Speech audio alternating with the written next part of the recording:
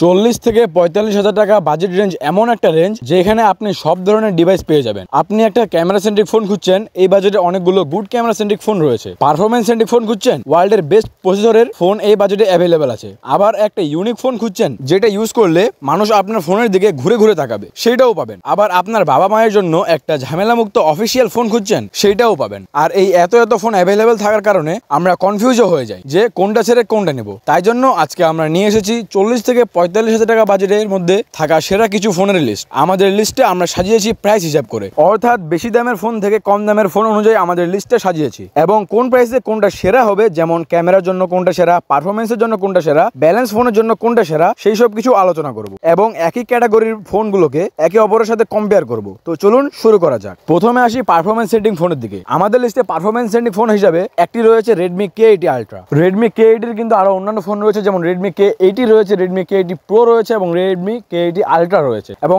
আমরা আজকে কথা বলতে চাইছি Redmi K80 Ultra নিয়ে। এই ফোনে রয়েছে MediaTek Dimensity 9400+, যেটা বর্তমানে বিশ্বের সবচাইতে পাওয়ারফুল প্রসেসরের মধ্যে একটি এবং এই প্রসেসরটা MediaTek এর সর্বোচ্চ ফ্ল্যাগশিপ প্রসেসর।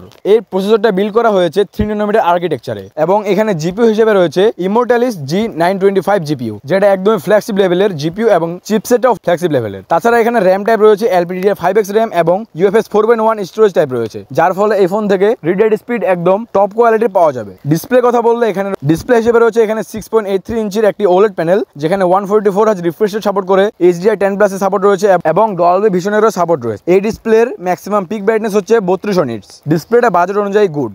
এবার আসি ক্যামেরার কথায়। এই ফোনে রয়েছে ডুয়াল ক্যামেরা সেটআপ, যার মেইন ক্যামেরাটি 50 মেগাপিক্সেল OmniVision OB50 বা Light100 800। তাছাড়া রয়েছে একটা আলট্রা ওয়াইড 8 মেগাপিক্সেলের এবং ফ্রন্টে রয়েছে 20 মেগাপিক্সেলের একটা OmniVision সেন্সর। এখন এই ফোনের ক্যামেরা আউটপুটের কথা বললে, যেহেতু এটা Light100 সিরিজের সেন্সর, সুতরাং এই ক্যামেরাটা দিয়ে কিন্তু লো লাইটে অনেক ভালো ক্যামেরা আউটপুট পাওয়া যাবে। প্রাইস অনুযায়ী ক্যামেরাটা যথেষ্ট ভালো, যেহেতু এটা একটা পারফরমেন্স সেটি ফোন। তাছাড়া এখানে রয়েছে বিশাল 7410 mAh এর সিলিকন কার্বন ব্যাটারি, যার কারণে এই ফোনটা থেকে ইজিলি 2 দিন প্লাস ব্যাকআপ পাওয়া যাবে এবং টানা ইউজ করলে, অর্থাৎ হেভি ইউজ করলে এই ফোনটা ইজিলি 12 ঘন্টা প্লাস ব্যাকআপ দেবে। এবং সাথে রয়েছে 100 ওয়াটের একটা ফাস্ট চার্জার, যার কারণে মাত্র 40 থেকে 45 মিনিটেই এই ফোনটা ফুল চার্জ হতে সক্ষম। বর্তমানে 47 থেকে 48,000 টাকায় এই ফোনটা পাওয়া যাচ্ছে মার্কেটের মধ্যে। Redmi K80 Ultra পরে আমরা আমাদের লিস্টে পারফরমেন্স সেন্টিং ফোন হিসেবে আরেকটা ফোনকে রেখেছি, যেটা হচ্ছে iQOO Z10 Turbo Plus। এই ফোনেও ব্যবহার করা হয়েছে MediaTek Dimensity 9400+, যেটা বললাম যে এই প্রসেসরটা বর্তমানে পৃথিবীর সবচেয়ে পাওয়ারফুল প্রসেসরের মধ্যে একটি, যার কারণে এই ফোনটা থেকে আমরা মারাত্মক লেভেলের পারফরমেন্স পেয়ে যাব। এবং এই ফোনটাতে কিন্তু Dimensity 9400+ এর সাথে সাথে আরো একটা প্রসেসর রয়েছে, যেটা হচ্ছে iQOO Q2, যার কারণে এই ফোন থেকে আমরা মারাত্মক লেভেলের একটা পারফরমেন্স পেয়ে যাব। তাছাড়া এখানে রয়েছে LPDDR5X RAM এবং UFS 4.1 স্টোরেজ টাইপ, যার কারণে রিড রাইট স্পিডও অনেক ভালো পেয়ে যাব।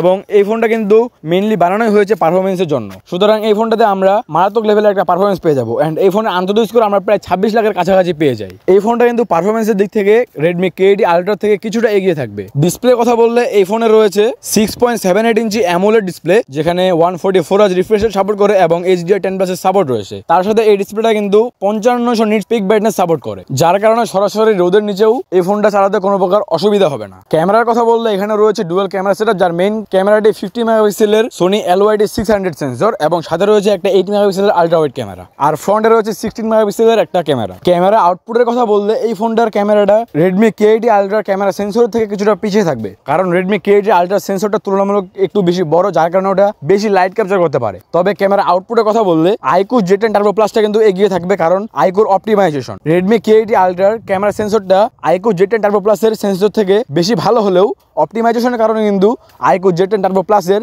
ক্যামেরা আউটপুটটা তুলনামূলক বেশি ভালো বের হয়ে আসে। তাছাড়া এই iQOO Z10 Turbo Plus এ রয়েছে বিশাল 8000 mAh এর সিলিকন কার্বন ব্যাটারি, যেটা থেকে ইজিলি 2 দিন প্লাস ব্যাকআপ পাওয়া যাবে এবং হেভি ইউজেজেও 12 ঘন্টার বেশি ব্যাকআপ দেবে। তবে এখানে কিন্তু চার্জিং স্পিডটা K80 Ultra থেকে কিছুটা কম, কারণ এখানে রয়েছে 90 ওয়াটের ফাস্ট চার্জার এবং এখানে মাত্র 55 ওয়াটের PD এবং PPS সাপোর্ট রয়েছে, যার ফলে এই ফোনটা চার্জ হতে ভালোই টাইম নেই। এই ফোনটা চার্জ হতে প্রায় 1 ঘন্টা 10 মিনিটের কাছাকাছি টাইম লাগে। এর ছোট ভাই অর্থাৎ iQOO Z10 Turbo Pro-তেও কিন্তু চার্জ হতে মাত্র 35 থেকে 40 মিনিট টাইম লাগে, বাট এখানে চার্জ হতে একটু বেশি টাইম লাগে। এখন প্রশ্ন হচ্ছে, এই দুইটাই তো পারফরমেন্স সেন্ট্রিক ফোন এবং দুইটাই ভালো ফোন, তাহলে আমাদের কোনটা নেওয়া উচিত? যেহেতু আইকো Z10 টার্বো প্লাসের দাম তুলনামূলক কম, এই ফোনটা এখন মার্কেটে প্রায় 44 থেকে 45 হাজার টাকা পাওয়া যাচ্ছে, সেই কারণে আমি পার্সোনালি সাজেস্ট করবো আইকো Z10 টার্বো প্লাসটাকে। কারণ এই ফোনের পারফরমেন্সটা আমরা তুলনামূলক কিছুটা ভালো পাচ্ছি এবং আইকোর প্রসেসিং এর কারণে আমরা এর ক্যামেরা আউটপুটটাও তুলনামূলক কিছুটা ভালো পাচ্ছি এবং ব্যাটারি ব্যাকআপটাও কিছুটা ভালো পাবো। তবে আপনারা যদি বিল্ড কোয়ালিটি চান, অর্থাৎ IP6080 রেটিং চান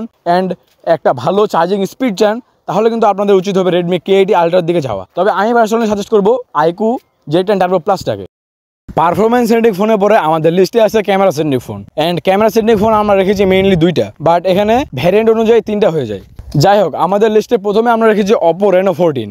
এই ফোনটার প্রাইসটা আমাদের বাজেট থেকে কিছুটা বাইরে চলে যায়। এই ফোনটার প্রাইস বর্তমানে চলতেছে 47 থেকে 48 হাজার টাকা। যারা বাজেটটা একটু বাড়াতে পারবেন তাদের জন্য এই ফোনটা থাকছে। বাট আপনাদের বাজেট যদি কম হয়, আপনাদের বাজেট 40 থেকে 45 হাজার টাকা হয়, তাহলে আপনাদের জন্য এই বাজেটের মধ্যে ক্যামেরা সেন্ট্রিক ফোন রয়েছে। তো যাই হোক, যারা একটু বাজেটটা বাড়াতে পারবেন তাদের জন্য রয়েছে Oppo Reno 14। এই ফোনটা কিন্তু একটা প্রপার ক্যামেরা সেন্ট্রিক ফোন, সাথে এই ফোনের পারফরমেন্সটাও ভালো। যাই হোক, এই ফোনের স্পেসিফিকেশনের কথা বললে এখানে রয়েছে 6.59 ইঞ্চি অ্যামোলেড ডিসপ্লে, যেখানে 120 হার্জ রিফ্রেশ রেট রয়েছে এবং সাথে HDR10+ এর সাপোর্টও আছে। তাছাড়া 3840 হার্জ PWM ডিমিং রয়েছে এবং এই ডিসপ্লেতে কিন্তু 1200 নিটস HBM ব্রাইটনেস রয়েছে। যদিও এই ব্রাইটনেসটা বর্তমানে অনেক কম মনে হতে পারে, কারণ অন্যান্য ফোনগুলোতে আমরা বর্তমানে 1800 নিটস, 2000 নিটস, এমনকি 2200-2500 নিটস পর্যন্ত HBM ব্রাইটনেস দেখে থাকি। বাট এই ব্রাইটনেসটা যে অনেক কম এমনটাও কিন্তু নয়। এই ডিসপ্লেটা সরাসরি সূর্যের আলোতেও ভালোই ভিজিবল থাকবে। ডিসপ্লেটার কালারটাও ঠিকঠাক মনে হয়েছে। অপর ফোনগুলোতে সাধারণত যে কালার টোনটা দেখা যায়, এই ডিসপ্লেতেও আমি সেই কালার টোনটাই পেয়েছি। তাছাড়া প্রসেসরের কথা বলতে এখানে রয়েছে MediaTek Dimensity 8350 প্রসেসর, যেটা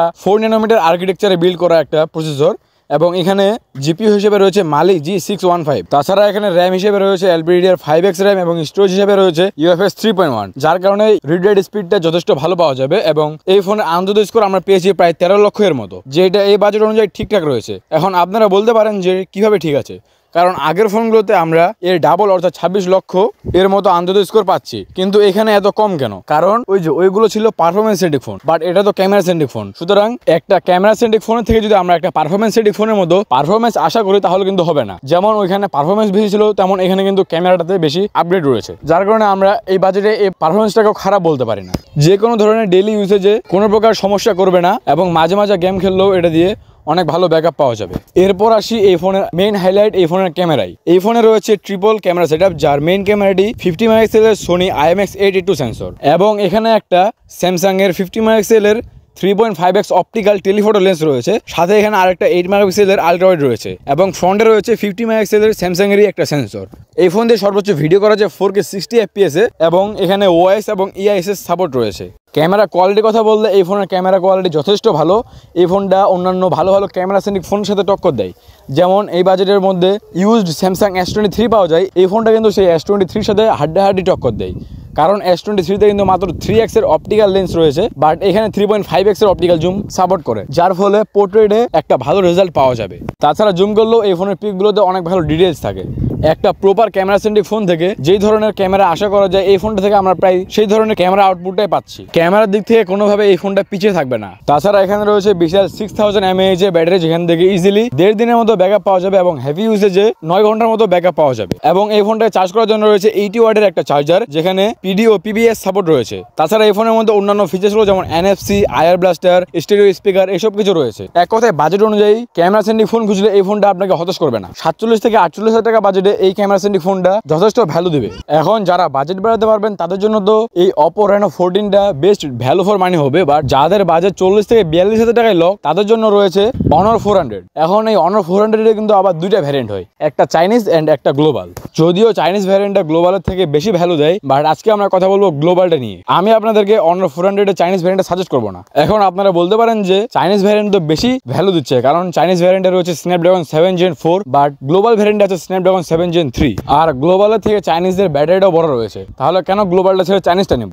এন্ড এখানে আসে আসল কথাটা, কারণ আমরা একটা চাইনিজ ফোন তখনই নিব যখন সেই চাইনিজ ফোনটা আমাদেরকে কোনো একটা দিকে সর্বোচ্চ ভ্যালুটা দিবে। যেমন আমি সাধারণত 35 হাজার টাকা বাজেটে আপনাদেরকে আইকো Z10 টার্বো প্রো এবং Redmi Turbo 4 Pro সাজেস্ট করি, কারণ সেই ফোনগুলো 35 হাজার টাকা বাজেটে সর্বোচ্চ পারফরমেন্সটা ডেলিভার করে। আর এই ভিডিওতেও আমি আপনাদেরকে আইকো Z10 টার্বো প্লাস এবং Redmi K80 Ultraটা সাজেস্ট করলাম, কারণ এই দুটি ফোন নিজেদের বাজেটের মধ্যে সর্বোচ্চ পারফরমেন্সটা ডেলিভার করতেছে। অন্যথায় কিন্তু একটা চাইনিজ ফোন নেওয়ার কোনো মানে হয় না, কারণ একটা চাইনিজ ফোন নিলে আমাদেরকে অনেক ধরনের ঝামেলা পোহাইতে হয়। যেমন একটা চাইনিজ ফোনের মধ্যে প্রচুর পরিমাণে নোটিফিকেশন ডিলে থাকে, তাছাড়া গুগল প্লে স্টোর বা গুগল অন্যান্য সার্ভিসগুলোর ঝামেলাটা তো আছেই। যার কারণে আমরা একটা চাইনিজ ফোন তখনই নেব যখন সেই ফোনটা আমাদেরকে কোনো একটা দিকে বেস্ট ভ্যালুটা দিবে। বাট এই অনার 400 চাইনিজ ভ্যারিয়েন্টটা আমাদেরকে কোনো দিকে বেস্টটা দিচ্ছে না, গুড দিচ্ছে বাট বেস্টটা দিচ্ছে না। যেমন এখানে যে ক্যামেরাটা রয়েছে সেটা কিন্তু এই বাজেটের মধ্যে বেস্ট ক্যামেরা না, তাছাড়া এখানে যে 7000 mAh এর ব্যাটারি রয়েছে সেটাও কিন্তু বেস্ট না, এবং এখানে যে স্ন্যাপড্রাগন 7 Gen 4 রয়েছে সেটাও কিন্তু বেস্ট চিপসেট না। অর্থাৎ কোনো দিক থেকে এই ফোনটা আমাদেরকে বেস্ট ভ্যালুটা দিচ্ছে না, যার কারণে আমি আপনাদেরকে অনার 400 চাইনিজ ভ্যারিয়েন্টটা সাজেস্ট করবো না। আমি আপনাদেরকে পার্সোনালি অনার 400 গ্লোবাল ভ্যারিয়েন্টটা নিতে বলবো যদি আপনারা একটা ক্যামেরা সেন্ট্রিক ফোন চান, কারণ এখানে আপনাদেরকে নোটিফিকেশন ডিলের সমস্যাটার সম্মুখীন হতে হবে না, তাছাড়া আরো অনেক সমস্যার সম্মুখীন হতে হবে না। কিন্তু আপনি যদি আবার চান যে একটা ক্যামেরা সেন্ট্রিক ফোনও নেব, আবার একটা ভালো পারফরমেন্সও লাগবে আমার চলার মতো, এবং ব্যাটারিটাও বড় রাখবে, IP68 69 এর রেটিংও লাগবে, তাহলে কিন্তু আপনারা তখন অনার 400 চাইনিজের দিকে যেতে পারেন, যদি আপনার চাইনিজ ভ্যারিয়েন্টের সাথে সমস্যা না হয়। তো যাই হোক, আজকে আমরা অনার 400 নিয়ে কথা বলবো। অনার 400 এ রয়েছে 6.55 ইঞ্চি অ্যামোলেড ডিসপ্লে, যেখানে 120 Hz রিফ্রেশ রেট সাপোর্ট রয়েছে, HDR 10+ এর সাপোর্ট রয়েছে, এবং 3840 Hz PWM ডিমিং রয়েছে, এবং এই ডিসপ্লেতে সর্বোচ্চ পিক ব্রাইটনেস 5000 নিটস, এবং বাজেট অনুযায়ী কিন্তু ডিসপ্লেটা অনেক ভালো। বর্তমানে আমরা প্রায় সব ফোনেই ভালো ডিসপ্লে দেখে থাকি,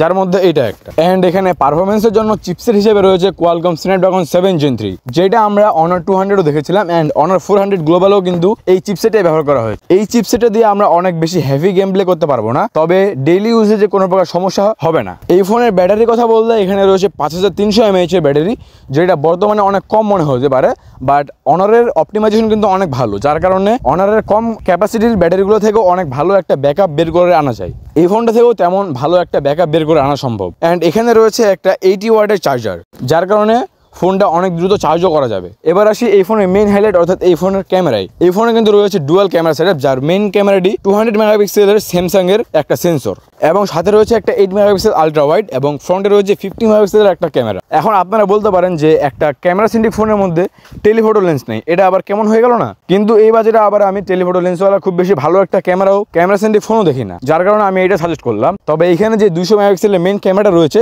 সেটা দিয়ে কিন্তু অনেক ভালো পোর্ট্রেট পিক তোলা যায় জুম করেও। যেমন অনার 200 কিন্তু একটা 50 মেগাপিক্সেলের টেলিফোটো লেন্স ছিল, এন্ড এখানে কিন্তু কোনো প্রকার টেলিফোটো লেন্স নেই। বাট তারপরে যখন আমরা অনার 200 এন্ড অনার 400 এর পাশাপাশি রেখে পোর্ট্রেট তুলছি, সেটা কিন্তু অনার 200 এর টেলিফোটো লেন্সটার মতোই আউটপুট দিচ্ছে। এইটা তার মেইন সেন্সরের কারণে এবং অপটিমাইজেশনের কারণে। তাছাড়া এমনিতে এই ফোনটা থেকে একটা বেস্ট ক্যামেরা আউটপুট পাওয়া যাবে, এন্ড বর্তমানে এই ফোনটা মার্কেটে হাইভে রয়েছে। অনার 200 যেমন হাইভ ক্রিয়েট করেছিল, কিন্তু অনার 300 মার্কেটে একদম ডাউন খেয়ে গিয়েছিল তার প্রাইসের কারণে, ঠিক তেমনই অনার 400 এবার আবার অনার 200 এর জায়গাটা ধরে রাখতে পেরেছে। এই ফোনটা আবার মোস্ট ডিমান্ডেবল ফোন হতে যাচ্ছে। এক কথায় এই বাজারের মধ্যে বেস্ট একটা ক্যামেরা আউটপুট দিবে এই ফোনটা। এবার যদি সংক্ষেপে বলি যে আপনি যদি বাজেট 1-2 হাজার টাকা বাড়িয়ে 47-48 হাজার টাকা করতে পারেন, তাহলে আপনার জন্য অপো রেনো 14টা বেস্ট হবে।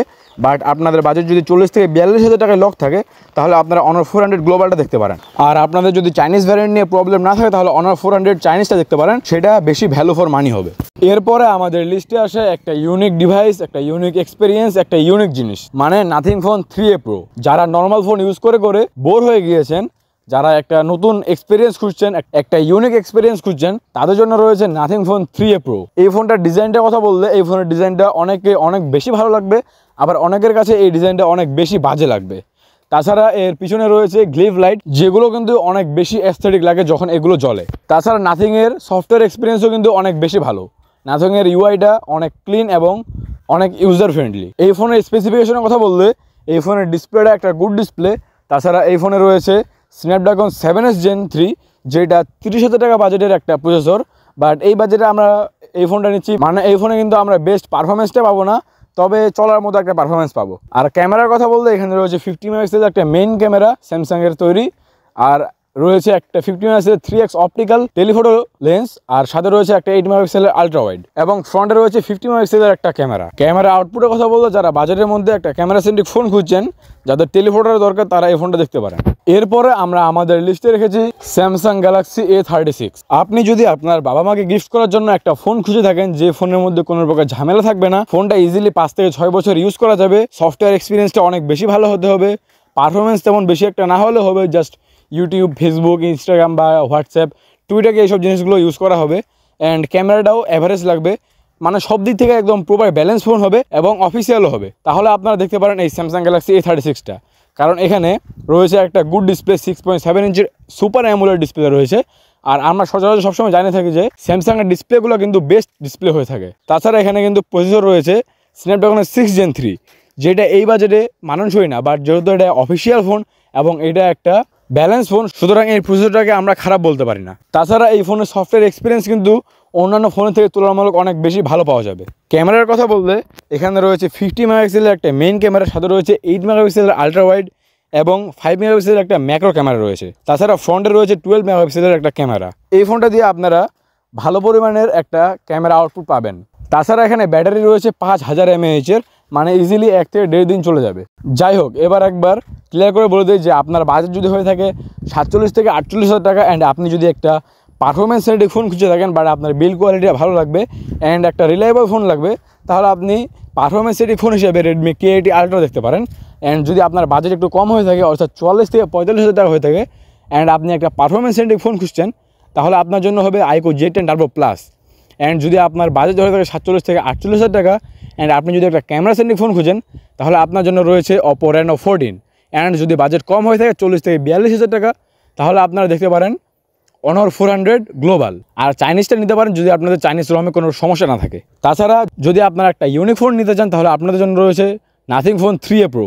অ্যান্ড যেটা বললাম যে আপনার বাবা মায়ের জন্য যদি একটা ফোন নিতে চান, বা এমন একটা ফোন যে ফোনের মধ্যে কোনো প্রকার সমস্যা থাকবে না, সব জিনিসগুলো ব্যালেন্স থাকবে, তাহলে আপনি নিতে পারেন অফিসিয়াল স্যামসাং গ্যালাক্সি A36। তো এই ছিল আমাদের আজকের ভিডিও। আর হ্যাঁ, আজকের ভিডিওতে একটা রিকোয়েস্ট করি, আপনারা ভিডিওগুলো দেখেন বাট সাবস্ক্রাইব করেন না। আজকে একটু কষ্ট করে সাবস্ক্রাইব করে দিন, এটা আমাকে অনেক বেশি মোটিভেট করে। তো যাই হোক, আজকের ভিডিও এই পর্যন্ত ছিল। ধন্যবাদ সবাইকে এতক্ষণ পর্যন্ত সাথে থাকার জন্য। দেখা হবে পরবর্তী কোনো ভিডিওতে। ততক্ষণের জন্য আসসালামু আলাইকুম।